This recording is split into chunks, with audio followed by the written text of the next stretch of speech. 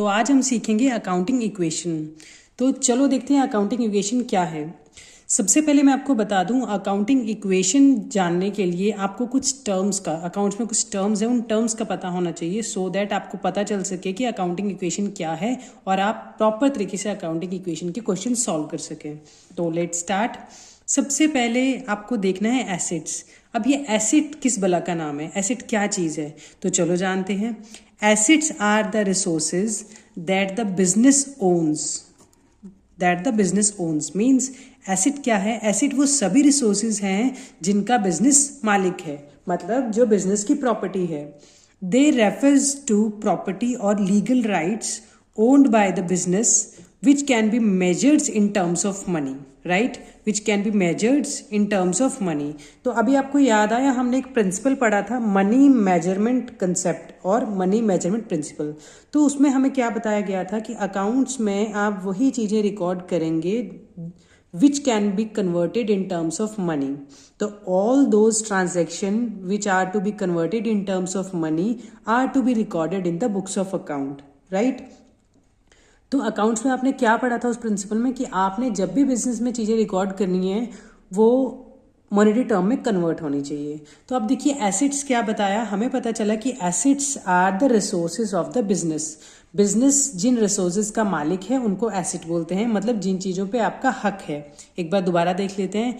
Assets are the resources that the business owns. Assets वो सारे resources हैं जिनका बिजनेस मालिक है। दे रेफर्स टू प्रॉपर्टी और लीगल राइट्स। वो कोई प्रॉपर्टी भी हो सकती है, फॉर एग्जाम्पल फर्नीचर हो सकता है, बिल्डिंग हो सकती है, मशीनरी हो सकती है, स्टॉक इन हैंड हो सकता है, और लीगल राइट्स, और आपको कोई लीगल राइट मिला हुआ है वो भी बिजनेस की प्रॉपर्टी है। Owned by the business which can be measured in terms of money, जिनको आप मनी की टर्म्स में मेजर कर सकते हैं। तो राइट, होप आपको एसेट की डेफिनेशन समझ आ गई। फर्दर आगे हम देखेंगे इसमें क्या क्या आइटम्स आते हैं। राइट, फिलहाल आपके लिए अभी इतना काफ़ी है कि अकाउंटिंग इक्वेशन में ये चीज़ें यूज होती हैं। नेक्स्ट है लाइबिलिटी। अब लाइबिलिटीज़ क्या होती हैं? Liabilities are the obligations. Liabilities क्या हैं?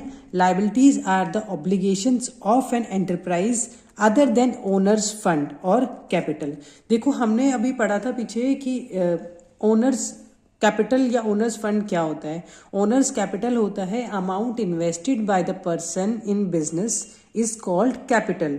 जब भी आप कोई बिजनेस स्टार्ट करते हैं, बिजनेस स्टार्ट करने के लिए आप कोई पैसा लगाते हैं, तो वो पैसे जो आपने लगाए उनको क्या बोलते हैं? कैपिटल और ओनर्स फंड। या आप उसको कैपिटल बोलेंगे या ओनर्स, मतलब मालिक का जो पैसा है बिजनेस में से लगाया, ओनर्स फंड बोलेंगे। राइट, अब लाइबिलिटीज क्या चीज है?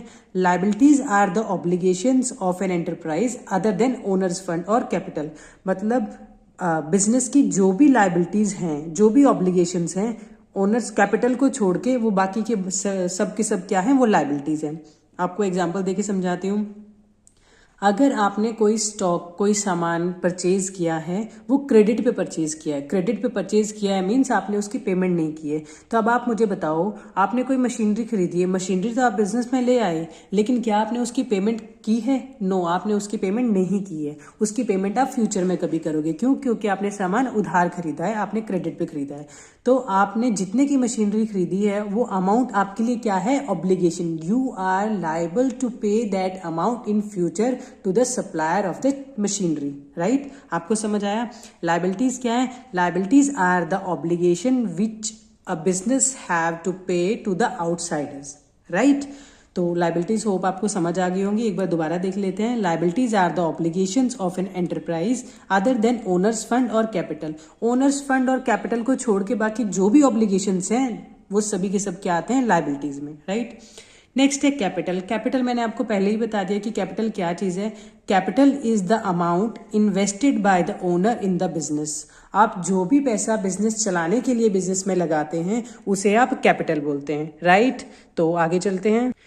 देखिए, आपको चीज़ें तो मैंने समझा दी कि एसेट्स क्या होती हैं, लाइबिलिटीज़ क्या होते हैं, कैपिटल क्या होता है, क्योंकि अकाउंटिंग इक्वेशन में यही चीज़ें यूज़ होने वाली हैं। तो आपको अकाउंटिंग इक्वेशन के क्वेश्चन सॉल्व करने से पहले पता होना चाहिए कि एसेट्स क्या हैं, लाइबिलिटीज़ क्या हैं, कैपिटल हैं।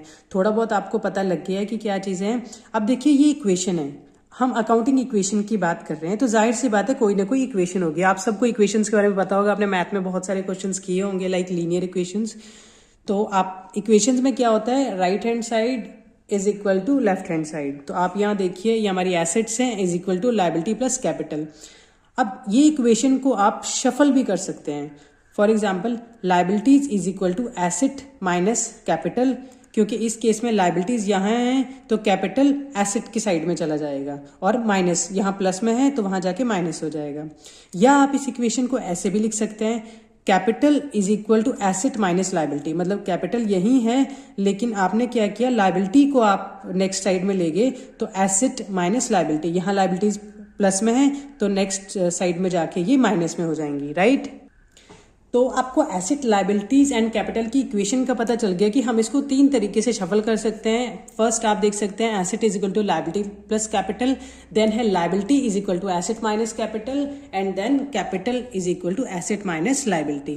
तो चलो अब थोड़ा देख लेते हैं कि एसेट्स लायबिलिटी एंड कैपिटल में क्या क्या आइटम्स आते हैं। तो सबसे पहले आप ये देखिए एसेट्स हमने क्या पढ़ा था, assets are the properties of the business. Business जो चीजें ओन करता है, जिन पे उनका हक है, जिनका वो मालिक है, वो सब एसेट है। मतलब आप मोटा मोटा टर्म्स में आपको समझाऊं तो जो भी बिजनेस की फेवरेबल चीजें हैं, अब हम आगे पढ़ेंगे तो आपको थोड़ा और समझ में आएगा, जो भी बिजनेस में फेवरेबल चीजें हैं वो सब एसेट्स हैं और जो भी अनफेवरेबल चीजें हैं तो वो लायबिलिटीज हैं। तो चलो हम देखते हैं कैश। कैश मीन्स आपके ऑफिस में, आपकी एंटरप्राइज में जो हार्ड कैश पड़ा है, आपके पास नोट पड़े हैं, तो उसको बोलते हैं कैश बैलेंस। देन ये आपकी एसेट है। फिर है बैंक बैलेंस। देखिए आप सारा का सारा कैश अपने ड्रॉर्स में तो नहीं रखते हैं, बिजनेस में कभी भी ऐसा नहीं होता क्योंकि कई बार बहुत लार्ज अमाउंट पे आपकी डीलिंग होती है, तो आप सभी का सभी पैसा जो है कैश में नहीं रख सकते। तो आप क्या करते हैं time to time regular interval of time के बाद आप उस पैसे को या डेली बेसिस पे उस पैसे को बैंक में डिपॉजिट करा देते हैं। तो वो भी बिजनेस, वो जो अकाउंट होगा बैंक अकाउंट वो भी बिजनेस के नाम पे होगा, तो वो भी पैसा बिजनेस का है, उनको क्या बोलते हैं बैंक बैलेंस। तो कैश आपके पास है वो भी आपकी एसेट है, देखो ये भी फेवरेबल है। नेक्स्ट है बैंक बैलेंस। बैंक में बिजनेस का पैसा पड़ा हुआ है तो वो भी फेवरेबल है, वो भी आपकी एसेट है। अब डेटर, डेटर क्या चीज़ है मैं आपको समझाती हूँ। फॉर एग्जाम्पल आप बिजनेस में कोई सामान सेल करते हैं, कोई ट्रेड करते हैं। अब आपने एक कुछ स्टॉक, लेट्स सपोज 20,000 का स्टॉक जो है आपने उधार में बेच दिया, मतलब आपने you have sold a 20,000 amount of you have sold a stock for rupees 20,000 on credit, means you have not received the payment। आपने क्या किया ऑन द स्पॉट पेमेंट नहीं ली उसकी, कोई आपसे उधार पे सामान खरीद गया। अब मुझे ये बताइए होगा क्या, आपने सामान आपने सामान बेच दिया लेकिन अब क्या है आपको पेमेंट तो अभी नहीं मिली, लेकिन जिन्होंने आपसे सामान खरीदा है उनका एक ऑब्लिगेशन क्रिएट होता है कि फ्यूचर में वो आपको उस सामान की पेमेंट करेंगे। क्योंकि ऐसा कई बार आपने भी देखा होगा कि हम कई बार ग्रॉसरी या कोई भी चीज़ उधार सामान खरीद लेते हैं और इन फ्यूचर उसकी पेमेंट कर देते हैं। तो अब आप ये देखिए कि अगर आपके बिजनेस में कोई सामान खरीद गया और अब आपको उसकी पेमेंट आने वाली है फ्यूचर में, तो वो जो पार्टी, जो पर्सन वो आपसे सामान खरीद के गया है, he will be called debtor. वो आपका डेटर है, इन फ्यूचर वो आपको उस सामान के पैसे देगा। तो क्योंकि आपके पैसे आने वाले हैं, डेटर हैं, वो पैसे कहीं नहीं जाएंगे, तो ये डेटर भी क्या है आपके एसेट्स है, ये भी फेवरेबल है क्योंकि फ्यूचर में आपके पास पैसे आएंगे। नेक्स्ट है स्टॉक। अब आप ये देखिए कि लाइक आप इलेक्ट्रॉनिक्स में डील कर रहे हैं, तो इलेक्ट्रॉनिक्स में डील कर रहे हैं तो आपने टीवीज खरीदे, फ्रिज खरीदे, कोई वॉशिंग मशीन खरीदी, तो अगर आप ये चीज़ खरीदते हैं तो आपके बिजनेस में चीज़ें आती हैं, तो ये स्टॉक है आपका, क्योंकि इस स्टॉक में ही you have to deal in future. तो ये स्टॉक क्या है, ये भी आपकी प्रॉपर्टी है, ये भी आपकी एसेट है, राइट। नेक्स्ट है फर्नीचर। आपने अपने बिजनेस में डील करने के लिए अपने ऑफिस में कुछ फर्नीचर फिक्सचर्स लगवाए हैं, फर्नीचर का यूज़ किया है, टेबल्स, चेयर्स और भी बहुत कुछ आपने फर्नीचर खरीदा है, तो ये भी आपकी एसेट है क्योंकि बिजनेस इनका मालिक है और बिजनेस की ये प्रॉपर्टी है, राइट। ये भी फेवरेबल है क्योंकि आप इसके मालिक हैं। नेक्स्ट है बिल्डिंग। देखो बिजनेस स्टार्ट करने के लिए आपको एक स्ट्रक्चर चाहिए था, एक बिल्डिंग चाहिए थी, एक ऑफिस चाहिए था, कोई दुकान चाहिए था, कोई शोरूम आपने बनाना है तो आपको बिल्डिंग चाहिए थी। तो वो जो बिल्डिंग आप खरीदेंगे बिजनेस के नाम पे, तो वो भी आपकी प्रॉपर्टी है। तो आप ये चीज़ देखिए, एसेट में ऐसी कुछ चीज़ें आती हैं जैसे कि हमने पहले पढ़ा है कि assets are the property of the business, और जो भी प्रॉपर्टी बिजनेस ओन करता है these are all called assets. तो हमने देखा cash balance, bank balance, debtors, stock, furniture and building, ये सारी चीज़ें हमने क्या देखी हैं कि ये आपकी एसेट्स हैं, राइट। नेक्स्ट हम देखते हैं कि लाइबिलिटीज क्या है। लाइबिलिटी में क्या क्या चीजें आ जाती हैं। देखिए सबसे पहले बैंक ओवरड्राफ्ट। बैंक ओवरड्राफ्ट क्या होता है मैं आपको समझाती हूँ। देखो जब आप बैंक में अकाउंट खुलवाते हैं और आपकी बैंक के साथ डीलिंग अच्छी है, आप बिजनेस के अच्छे कस्टमर हैं और क्या कहते हैं आप बिजनेस बैंक जो है आप पे ट्रस्ट कर सकता है, तो कई बार क्या होता है ना, बैंक आपको ओवरड्राफ्ट फैसिलिटी भी देता है कि आपके अकाउंट में पैसे ना होने नहीं है फिर भी आपको कुछ ओवर विड्रॉ करने के लिए बैंक देता है कि आप, क्योंकि आप रिलायबल कस्टमर है, आपने ट्रस्ट बनाया हुआ है बैंक के साथ, तो बैंक आपको ओवरड्राफ्ट फैसिलिटी देता है। मतलब आपको बिना बैंक में पैसे होने से भी वो आपको पैसे विड्रॉ करने देता है। लेकिन इसका क्या है कि आपसे कुछ इंटरेस्ट चार्ज करता है और आपको फ्यूचर में इसकी रीपेमेंट करनी होती है, तो इसको कहते हैं बैंक ओवरड्राफ्ट फैसिलिटी। तो बैंक ओवरड्राफ्ट। अब आप ये देखिए कि मैंने आपको कहा था, आप याद रखने के लिए ये देख लीजिए कि जो भी फेवरेबल चीजें हैं वो सारी एसेट हैं एंड जो भी अनफेवरेबल चीजें हैं वो लाइबिलिटीज हैं। अब बैंक ओवरड्राफ्ट है, अभी तो आपने बैंक ओवरड्राफ्ट ले लिया, लेकिन फ्यूचर में आप देखिए क्या क्या आपको इसकी पेमेंट करनी पड़ेगी। तो एक तरह से देखा जाए तो अनफेवरेबल सी चीज है ना, क्योंकि फ्यूचर में पैसा आने नहीं वाला, पैसा जाने वाला है। तो बैंक ओवरड्राफ्ट क्या है, लाइबिलिटी है। नेक्स्ट है क्रेडिटर। देखो जैसे अभी हमने डेटर पढ़ा, डेटर में हमने क्या देखा था कि अगर आप सामान बेचते हैं उधार पे, तो वो जो पर्सन उधार पे सामान लेके गया है वो आपको फ्यूचर में पैसा देगा, तो वो डेटर आपका होगा। ऐसे ही आप क्या देखो यहाँ पे क्रेडिटर्स हैं। क्रेडिटर्स किस केस में बनते हैं, अगर आपने अपने बिजनेस के लिए स्टॉक खरीदा है, मशीनरी खरीदी है या जो भी कोई चीज़ खरीदी है, आपने उसकी ऑन द स्पॉट पेमेंट नहीं की है, आप उसकी पेमेंट फ्यूचर में करने वाले हैं, तो इसका मतलब आपने सामान उधार खरीदा है। सामान उधार खरीदा है तो जिनसे आपने सामान उधार खरीदा है उन पार्टी को या उस पर्सन को आप क्या बोलेंगे, क्रेडिटर, क्योंकि आपको फ्यूचर में क्रेडिटर को पेमेंट करनी है। तो यहाँ भी आप ये देख लीजिए, क्योंकि फ्यूचर में आपको पेमेंट करनी है तो ये अनफेवरेबल सी चीज़ है। तो मैंने आपको बोला था याद रखने के लिए अनफेवरेबल चीज़ें जो होंगी वो आप लाइबिलिटीज में लिखेंगे। डेटर्स वो लोग होते हैं जिनसे हम पैसा लेते हैं, फ्यूचर में वो लोग हमें पैसा देने वाले हैं, इसलिए उनको डेटर बोलते हैं। एंड क्रेडिटर्स वो लोग हैं जिनको हमने फ्यूचर में पैसे देने होते हैं। नेक्स्ट लाइबिलिटीज में क्या चीज़ें आ जाती हैं, देखिए आउटस्टैंडिंग एक्सपेंसेस। आउटस्टैंडिंग एक्सपेंसेस क्या होते हैं, मैं आपको एग्जांपल देती हूँ कि आप बिजनेस कर रहे हैं और आपके बिजनेस में इलेक्ट्रिसिटी यूज़ हो रही है, और इलेक्ट्रिसिटी यूज़ हो रही है या कोई और एक्सपेंसेस आपने किया है, वो जनवरी मंथ में किया है, राइट, और आपने जनवरी मंथ में अभी भी पेमेंट नहीं की है, आपने इसकी पेमेंट मार्च में की है, तो जनवरी मंथ में आपका आउटस्टैंडिंग एक्सपेंसेस तो ऑकर हो गए। हमने पहले पढ़ा था कि जब भी आपकी ट्रांजैक्शन होगी, ऑब्लिगेशन क्रिएट होगा, आपको उस पीरियड में वो रिकॉर्ड करना है, ना कि ये कि जब आपको कैश फ्यूचर में देंगे या पेमेंट रिसीव होगी या पेमेंट करेंगे तब रिकॉर्ड नहीं करना है। तो आउटस्टैंडिंग एक्सपेंसेस क्या होते हैं कि आपको जनवरी मंथ में कोई एक्सपेंसेस पे करने थे लेकिन अभी तक आपने पे नहीं किए हैं, फेब में भी पे नहीं किए हैं, आपने मार्च में जाके पेमेंट की है, तो जनवरी मंथ में आपके वो आउटस्टैंडिंग एक्सपेंसेस होंगे, फैब में भी आपके आउटस्टैंडिंग एक्सपेंसेस होंगे, और मार्च में क्या होगा, आप उसकी पेमेंट कर देंगे तो तब वो आपके expenses, outstanding expenses right of हो जाएंगे, मतलब माइनस हो जाएंगे।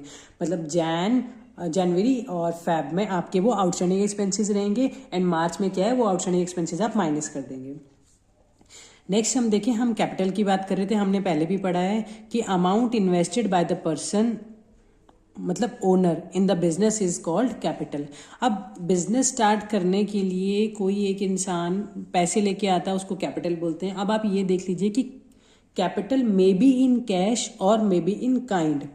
कैपिटल वो कैश में भी लेके आ सकता है और काइंड में भी लेके आ सकता है। कैश तो आपको समझ में आ गया कि अगर आपका बिजनेस स्टार्ट करने के लिए पैसे लेके आए वो 10 लाख 20 लाख 30 लाख, तो वो 30 लाख जो भी अमाउंट लेके आए हैं वो कैश है। एंड काइंड में क्या क्या चीज़ें हो सकती हैं, हो सकता है आप बिजनेस स्टार्ट करने वाले हैं और आपने building capital as a capital लेके आए। फॉर एग्जाम्पल आपने जहाँ शोरूम लगाना था या कोई शॉप लगानी थी, वो आपकी घर की बिल्डिंग या आपके पास बिल्डिंग थी, वो आपने एज अ कैपिटल इंट्रोड्यूस कर दिया। या फर्नीचर आप ले आए या कोई मशीनरी ले आए और आपने उससे बिजनेस शुरू किया, तो amount invested by the person और owner in the business is known as capital. Capital may be in cash और may be in kind, right. देखो ये आपको बहुत ही इंटरेस्टिंग सी चीज़ लगने वाली है, अकाउंटिंग इक्वेशन। तो हम देखते हैं यहाँ पे क्या है, अकाउंटिंग इक्वेशन। यहाँ इस पोर्शन में मैंने क्वेश्चंस लिखे हैं एंड यहाँ आपके लिए अकाउंटिंग इक्वेशन मैंने सॉल्व किए, राइट। तो चलो चेक करते हैं। जैसा हमने पहले भी पढ़ा था कि ड्यूअल एस्पेक्ट प्रिंसिपल और ड्यूअल एस्पेक्ट कंसेप्ट, उसमें क्या होता है कि each and every transaction have two fold effect. Two fold effect क्या होता है अब यहाँ हम लोग पढ़ेंगे। तो चलो देखते हैं। सबसे पहली ट्रांजेक्शन है he started business with cash of ₹20,000। He started business with a cash of ₹20,000। तो देखो मैंने आपको बोला था कि अकाउंटिंग इक्वेशन बनानी है। अकाउंटिंग इक्वेशन क्या है? Asset is equal to liability plus capital. ठीक है, एसेट में भी बताया था क्या क्या चीजें आती हैं, लायबिलिटीज में बताया था क्या क्या चीजें आती हैं, एंड कैपिटल में भी हमने देखा था क्या क्या चीजें आती हैं, राइट। तो अब आप ये देखिए, ध्यान से सुनिए। He started business with a cash of ₹20,000। एक इंसान एक बिजनेस स्टार्ट कर रहा है, और बिजनेस उसने कैसे स्टार्ट किया? सबसे पहले वो कैश लेके आया बिजनेस स्टार्ट करने के लिए 20,000 रुपया। तो इसका अकाउंटिंग इक्वेशन पे क्या फर्क पड़ेगा? देखो, वो इंसान 20,000 रुपया बिजनेस में लेके आया तो क्या होगा, ध्यान से सुनना। एक तो वो कैश आपके बिजनेस में बढ़ जाएगा, राइट। एसेट साइड हमने कॉलम बना लिया कैश का, क्योंकि वो 20,000 रुपये कैश लेके आया तो आपके बिजनेस में कैश इंक्रीज होगा। तो आपने लिखा कैश के नीचे 20,000, राइट। अभी आप सिर्फ यहाँ ध्यान दीजिए, कैश 20,000 इंक्रीज हो गया। अब एक चीज हमने और पढ़ी थी कि amount invested by the person in the business is known as capital. अब देखिए यहाँ ये इंसान कैश 20,000 लेके आया, आपकी एसेट बिजनेस। ध्यान से देखिए, ये जो अकाउंटिंग इक्वेशन है ये बिजनेस की इक्वेशन बन रही है, राइट। इसको पर्सनल कुछ नहीं लेना, आपने बिजनेस के पॉइंट ऑफ व्यू से सोचना है। अकाउंट्स में हर चीज जब भी आप सोचेंगे तो आपने बिजनेस पॉइंट ऑफ व्यू से देखना है। तो आप ये देखिए, अकाउंट्स में कैश आपका इंक्रीज हो गया, बिजनेस में अकाउंटिंग इक्वेशन में 20,000 इंक्रीज हो गया। अब क्योंकि ये बिजनेस स्टार्ट करने के लिए कैश लेके आया तो आपका कैपिटल भी इंक्रीज होगा। तो लायबिलिटी कुछ नहीं बनी, आपका कैपिटल इंक्रीज हो जाएगा 20,000। तो आप ये देखिए, इस पॉइंट ऑफ टाइम पे हम देखें तो asset is equal to liability plus capital, क्योंकि कैश एसेट है हमारी 20,000, इस साइड में 20,000 इंक्रीज हुआ है और लायबिलिटी साइड में 20,000 कैपिटल इंक्रीज हुआ है। तो यहाँ देखिए आपकी अकाउंटिंग इक्वेशन यहाँ भी मैच कर रही है, 20,000 यहाँ, 20,000 यहाँ, राइट। नेक्स्ट है purchase of furniture for cash ₹500। ध्यान से ट्रांजेक्शन को पढ़िए। Purchase of furniture for cash, उधार पे नहीं खरीदा है, कैश पे खरीदा है। कितने का? 500। तो आप सोचिए, आपने बिजनेस में फर्नीचर खरीद लिया 500 रुपये कैश का, तो अकाउंटिंग इक्वेशन में क्या फर्क पड़ेगा? देखो, आपने कैश पे फर्नीचर खरीदा है तो आपके 500 रुपीज़ माइनस हो जाएंगे, आपका कैश माइनस हो जाएगा 500 रुपीज़, राइट।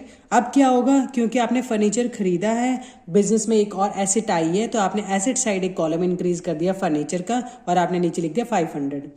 इस साइड में कोई ट्रांजैक्शन नहीं हुई, यहाँ पे कोई इफेक्ट नहीं आया, क्योंकि देखो आपने फर्नीचर खरीदा है कैश पे, तो आपका कैश गया और फर्नीचर आया, कैश माइनस हुआ और फर्नीचर ऐड हुआ। इसके अलावा कुछ ट्रांजैक्शन नहीं हुई। तो इस पॉइंट ऑफ टाइम पे भी आप देखें तो एसेट साइड और लायबिलिटी साइड का अमाउंट हमारा सेम आ रहा है, 20,000, क्योंकि कैश ये माइनस और ये प्लस नलीफाई हो गया। 20,000 आपकी एसेट साइड है, 20,000 आपका लायबिलिटी साइड है, राइट। नेक्स्ट देखिए, परचेज गुड्स फॉर कैश। इस चीज को ध्यान दीजिएगा, परचेज गुड्स फॉर कैश ₹1,000। अभी आपने गुड्स खरीदे। गुड्स क्या है? Goods are the item in which the business is dealing. जिस चीज की आप सामान खरीद या बेच रहे हैं उसे हम गुड्स बोलते हैं या स्टॉक बोलते हैं। आपने यहाँ परचेज किया गुड्स 1,000 का, वो भी कैश पे।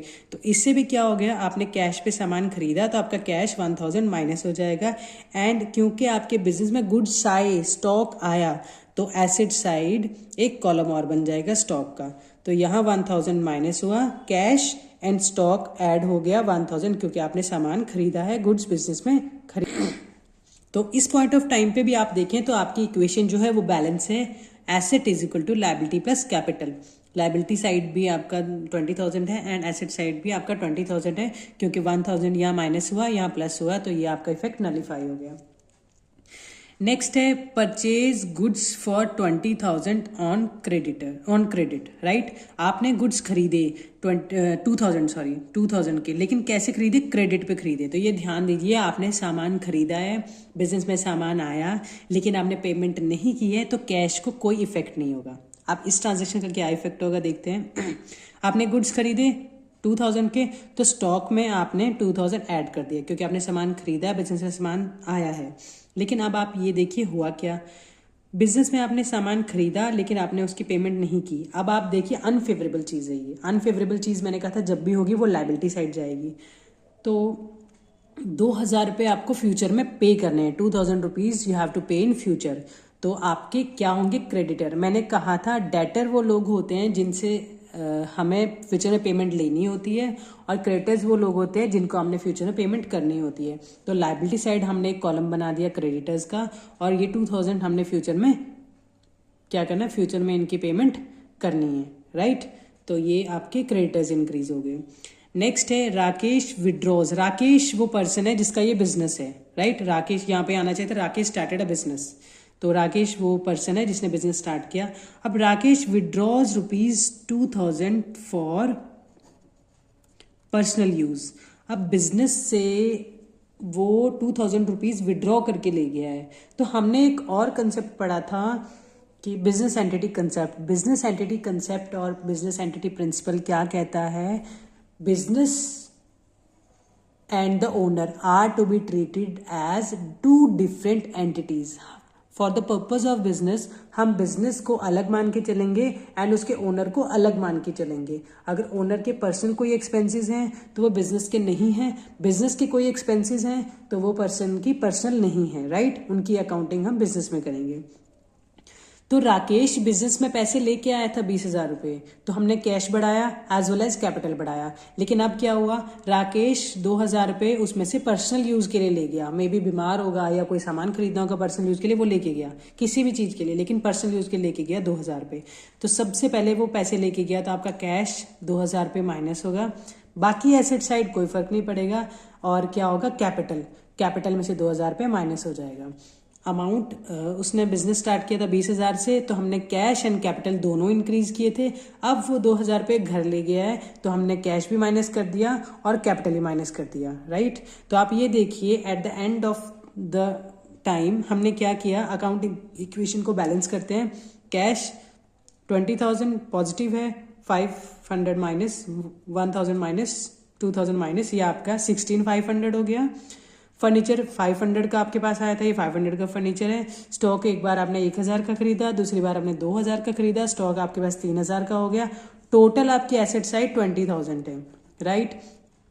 क्रेडिटर्स आपके 2,000 के हैं एंड कैपिटल एक बार आप 20,000 का लेके आए थे, जिसमें से 2,000 रुपये आपने पर्सनल यूज के लिए विड्रॉ कर लिए थे, तो माइनस करके इसमें से 18,000 18,000 हो गया। तो ये लाइबिलिटी साइड भी हम टोटल करके देखें तो 20,000। तो at the end of the period आपने ये क्या देखा कि assets is equal to liability plus capital, hence proved, right. तो आपने इस तरह से देखा कि हमारी अकाउंटिंग इक्वेशन कैसे बनती है। ये बहुत ही बेसिक सी चीज़ें थी, बहुत ही बेसिक सी ट्रांजैक्शन थी जो हमने अकाउंटिंग इक्वेशन में की। फर्दर थोड़ी कॉम्प्लिकेशंस भी इसमें आएंगी, तो हम क्या करेंगे, हम अपनी नेक्स्ट वीडियो में थोड़ी सी कॉम्प्लिकेटेड ट्रांजैक्शंस लेके आएंगे, राइट। तो थैंक यू फॉर वॉचिंग।